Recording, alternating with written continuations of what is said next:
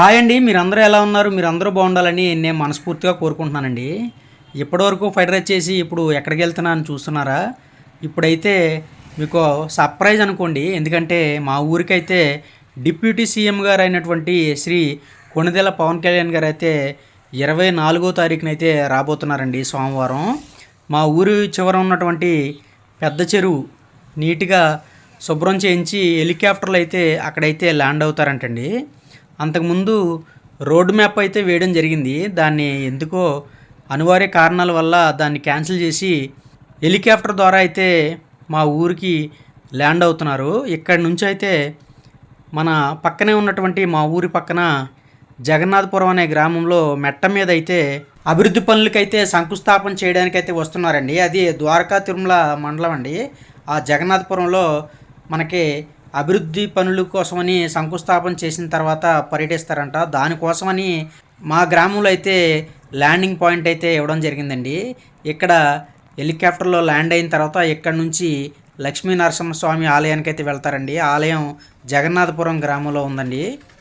దానికోసమని మొత్తం అంతా కూడా పెద్ద చెరువు, మా ఊరి చివరన ఉన్నటువంటి పెద్ద చెరువుని చక్కగా నీట్గా అయితే మొత్తం అంతా బాగు చేసి అలాగే ఫెన్సింగ్ కూడా వేస్తున్నారండి మొత్తం. అలాగే ఈ రోడ్ నుంచి కిందకి రోడ్డు కూడా వేయడం జరుగుతుంది. చూడండి, రోడ్డు కూడా వేస్తున్నారు.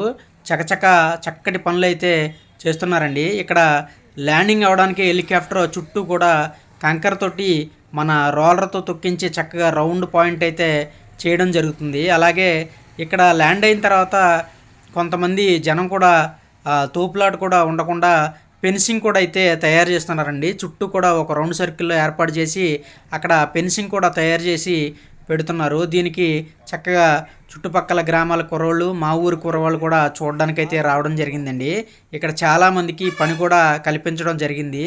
చూడండి మొత్తం అంతా ఇదంతా కూడా కొణిదెల పవన్ కళ్యాణ్ గారు డిప్యూటీ సీఎం గారు ఇక్కడికి రావడం వల్లే ఈ పనులన్నీ కూడా చకచక అయితే చేయడం జరుగుతుంది. ఆయన వస్తున్నారని చుట్టుపక్కల కొన్ని రోడ్లు కూడా వేయడం జరుగుతుందండి.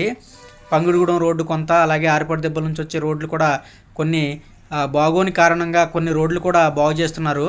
ఆయన రావడం కూడా కొంత మంచికే అని చెప్పుకోవాలండి.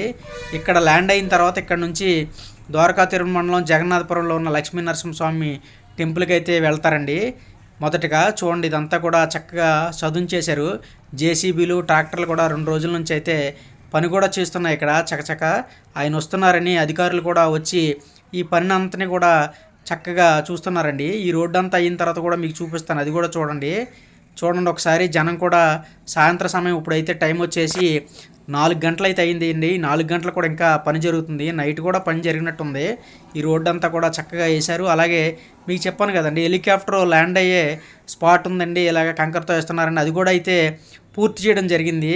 అధికారుల దగ్గరుండి ఎటువంటి లోపాలకు కూడా గురవ్వకూడదని చుట్టుపక్కలంతా కూడా పరిశీలిస్తూ, అలాగే వచ్చిన కార్లకి, బండ్లకి ఎటువంటి ట్రాఫిక్ ఉండకుండా చుట్టుపక్కల పొలాలు కూడా చక్కగా సదును చేసి, ఆల్రెడీ వరి కోతలన్నీ కోసారు కదండి, ఖాళీగానే ఉన్నాయి.